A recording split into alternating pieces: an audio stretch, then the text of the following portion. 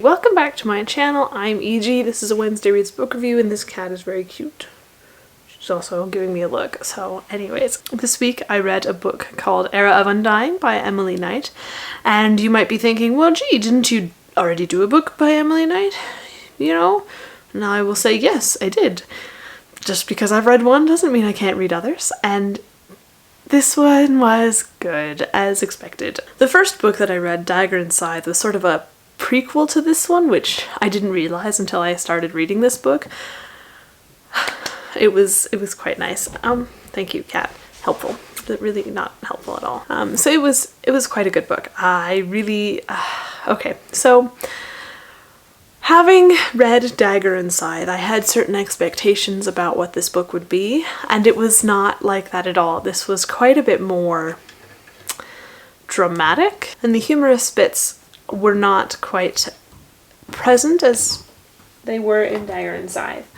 Seriously, this cat is driving me crazy. I love her, but So this book features Pen, who is a blood warrior, a person who can manipulate their blood outside their body to take the shape of swords and daggers and whatever they want. So Pen recently discovered her powers, and in discovering her powers, bad things happen. So now she is sort of traveling on her own, only she gets captured by some people and is sent on a mission to discover why in the world people aren't dying, because you know, they've had people hanging from the gallows who are not dead yet, and they've got, you know, people dying from cancer who are not actually dead yet, and it's really problematic, I think is probably an accurate term, because, you know, the pain is there, but the death isn't. So Pen and the captain of the guard for Stymphalia go on a mission to seek out the underworld and figure out why in the world people aren't dying, what happened, where are the goddess of the dead, Nyx, what's going on with her, and yes, so Pen and Tellus have all sorts of adventures along the way. They get in with a group of assassins, they run from dangerous people.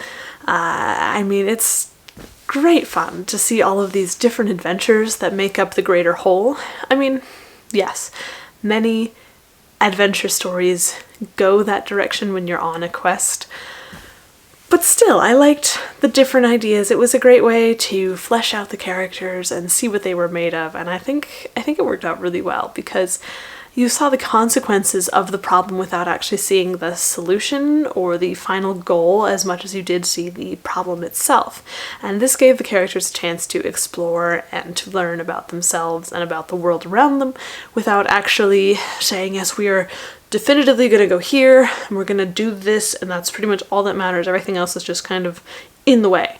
So this was not that, and I liked it a lot. Now,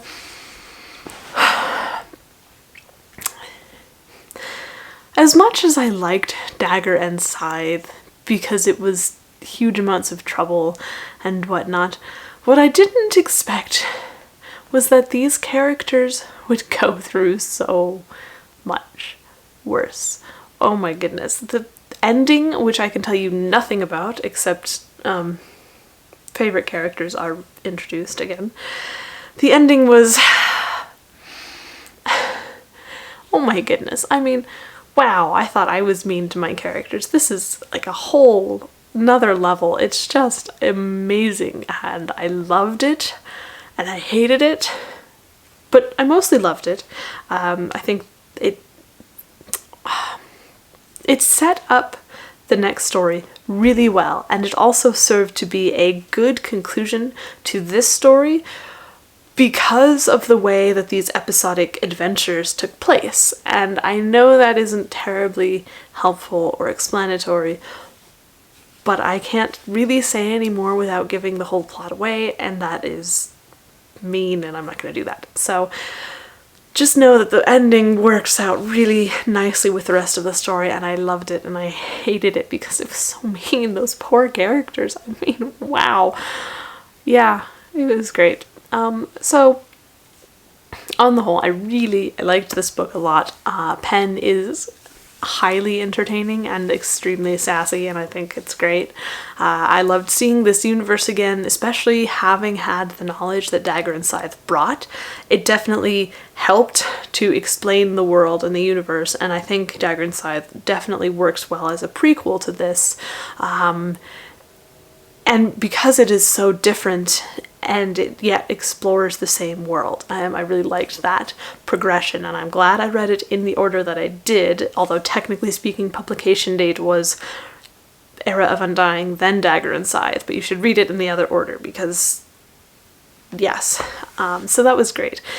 If you are interested in this book, do go check it out. I really liked it. All of the information, as usual, is in the description box below.